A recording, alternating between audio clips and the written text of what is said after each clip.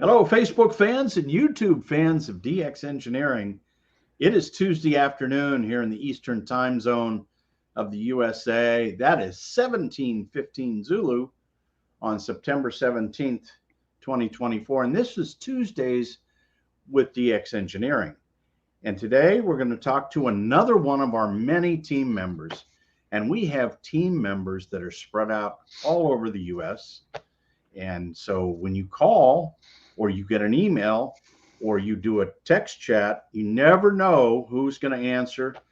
But boy, you're lucky when this guy answers. It's Wayne, K8FF. Hello, Wayne.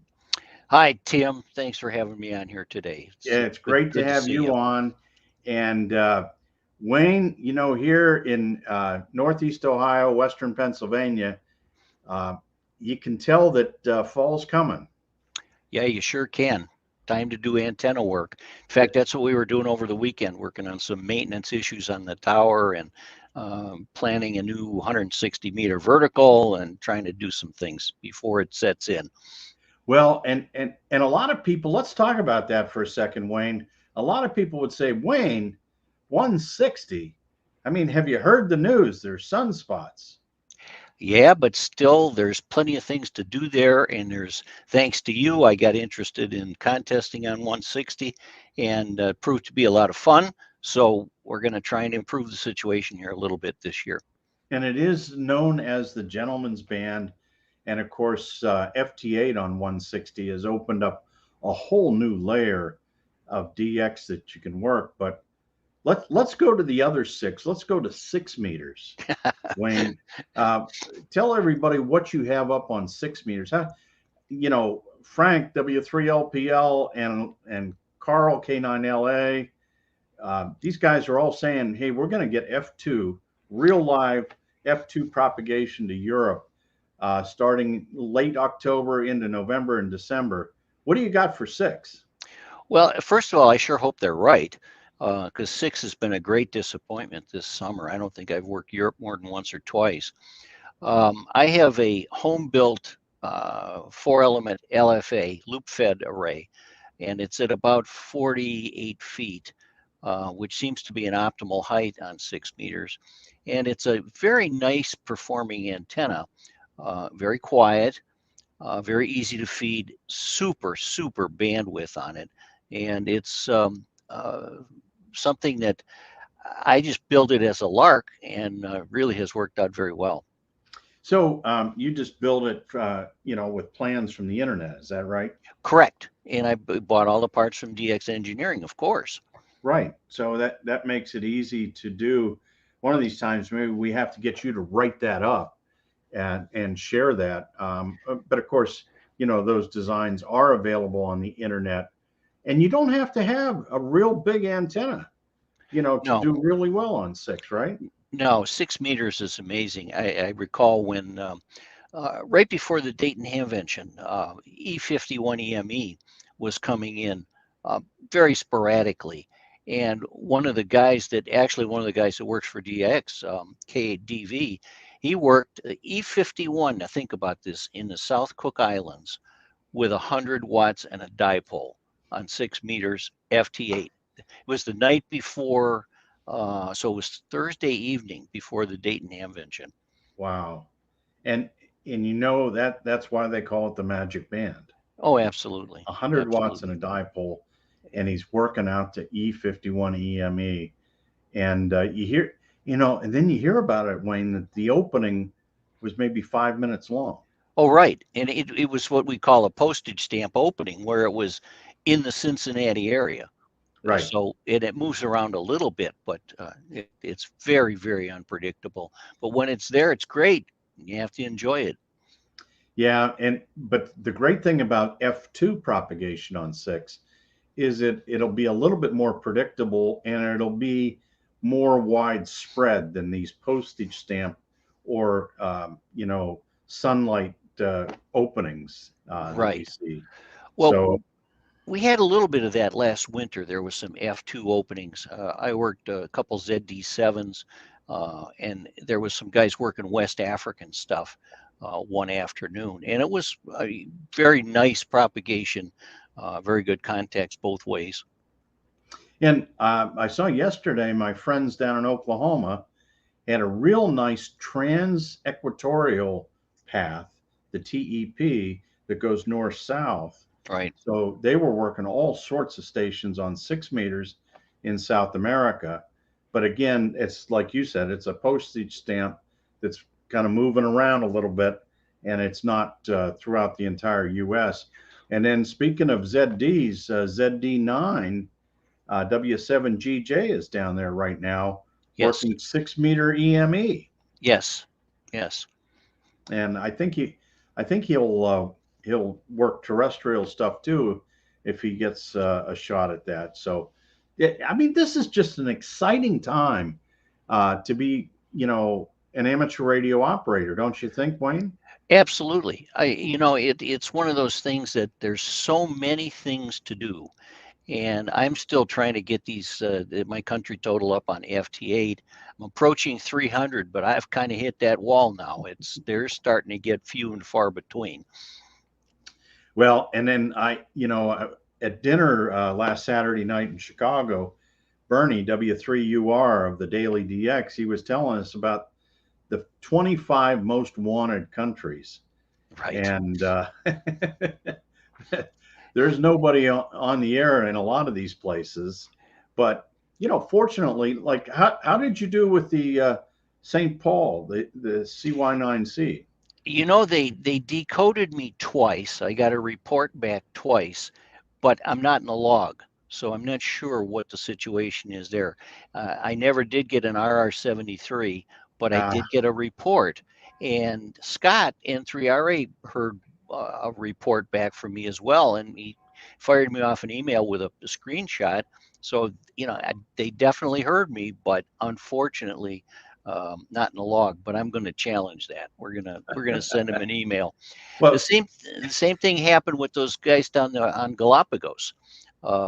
I ran into that, and Scotty, KG9Z, ran into the same thing where we both heard each other work them and weren't in the log. So we both challenged it, and we both got them. So is that like throwing the challenge flag in the NFL? Yeah, kind of. Thank God for ADIF files. There you go. Wayne, let's see who we've got in the chat room here today. Rob is on, Kilo Bravo 6 Juliet Fox Lima. Our friend Jose, X-Ray Echo 2 Zulu Zulu. And from Philadelphia, it's Don, Whiskey Juliet 3 United.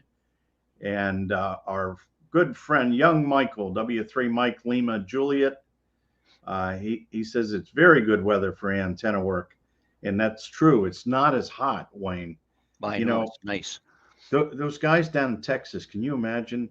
They're trying to work on a tower during the day. They have to wear gloves because the tower is so hot.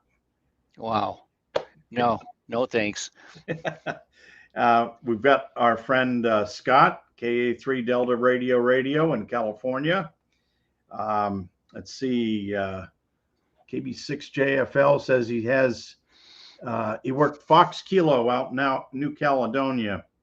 Good one. Last spring on 6 meters. That's a good QSO. Do you have FK, Wayne? No, I don't. Yeah, our friend Remy, FK8 Charlie Papa, is on the air quite a bit out there. From Southwest Michigan, November 8 Juliet Victor Charlie. And Rob says KB6JFL, he's got South America on 6 and Central America. There's a lot of countries. When you add up the countries in Central America and South America, Wayne, when you're working on DXCC, there's a lot going on. Right. And then you add the Caribbean to that, and then there's a whole lot of them. Yeah. Yeah. We got David on here, Alpha Charlie 3 Hotel Tango. Hello from northeastern Pennsylvania. DX Engineering, always top notch. Thanks for the live stream. And David, thanks for the shout out. And always fun to deliver to northeast Pennsylvania. Northeast Pennsylvania, a little bit closer to Europe, Wayne. So those guys are going to get a little bit better. I think you guys in Western Pennsylvania have an advantage over us. Something happens right at the border of Ohio and Pennsylvania. I'm not sure what it is, but most of the time I'm glad I'm on this side. Yes, I think sometimes I want to use your receiver. There we go. Let's see, we've got November 4, Queen Mike in North Carolina. He's off the air currently. He's missing all the good conditions. Well, Bubba, get that thing back on the air because, you know, Wayne, I think we're going to get a peak here 2025, maybe early 26. There is an excellent article, speaking of conditions, a really excellent article in the latest QST, which is the October issue. It just came out. I just got it in the mail yesterday, and it's in the electronic version that Frank, W3LPL, wrote on, you know, get ready for cycle 25 because it's really, really going to be good. Are customers talking about it, Wayne? Oh yeah, absolutely. They're talking about that and a lot of chatter about POTA. And you know, some of the guys are the newer guys in particular don't really understand why we're seeing these solar flux indexes like we are, and the band's not open from 24 hours a day. But you know, here a week ago, we had a weird situation on 10 meters where I got a Teams message from Greg, K2GRG, and he worked a guy in Laos at noon on 10 meters. And I went in there, worked him, got him on the first call. It was just a really weird situation. A lot of Europeans and a lot of Southeastern Asian stations all at the same time on 10 meters midday our time. And if you look at the geochron, that was middle of the night in Laos. Those are the things that you remember that are so cool when the band opens like that. And of course, they're because of all the solar activity, you know, all the sunspots, we get these coronal mass ejections and these flares, and that sometimes can wipe the bands out. So, oh, for sure. The good with the bad. Let's see. Rob says he has just a square loop from M squared, or it might be the Squalo. And our good friend Dave, K Delta Victor, is on. Hi, Dave. Dave, another one of the excellent DX engineering team. You know, with you, Wayne, and Dave, and some of the other guys, you know, we have over 1,000 years of combined experience. 1,000 years. I think that's pretty cool. We got a lot of them are mine. That's right. Yeah. Ryan's on here. Kilo Echo 4, November Alpha Bravo. He's seemed to hit a hole around central PA. I need to get out about 125 miles. Would NVIS be a good way to go? Absolutely. Oh yeah. You know, you know, Ryan, a lot of guys are getting ready for the Pennsylvania QSO party, and just takes a dipole up at about 30 feet, or even an inverted V, Wayne, you know, 45 feet, and you got NVIS going. Well, when we did the Ohio State Parks on the Air, SPATA here a couple of weeks ago, we had an 80-meter inverted V with the apex at about 20 feet. Unfortunately, conditions on 80 were very, very noisy that day, but we did manage to work 47 parks in just a couple of hours. So it was a good time, and NVIS antennas are great. Yeah, yeah. You don't have to get them up that high. W2 Oscar or Alpha Echo Whiskey. It's been a really good year for my POTA activation activity. And let's see, Papa Echo 2 Kilo is on, and he's got great conditions on 10 meters over in the Netherlands. And so lots of good stuff going on. Wayne, thanks so much for coming on today. It's always good to catch up with you. And boy, I hope, you know, our customers and maybe new customers take advantage and call in and talk to you about how to make their stations work better. Well, we try, and you know, sometimes we can help, sometimes we can't, but most of the time we can, and a lot of times it's from personal experience. Right, and you're going to get a straight up answer. Thanks, Wayne. Thanks, K Delta Victor, and the rest of the DX engineering team.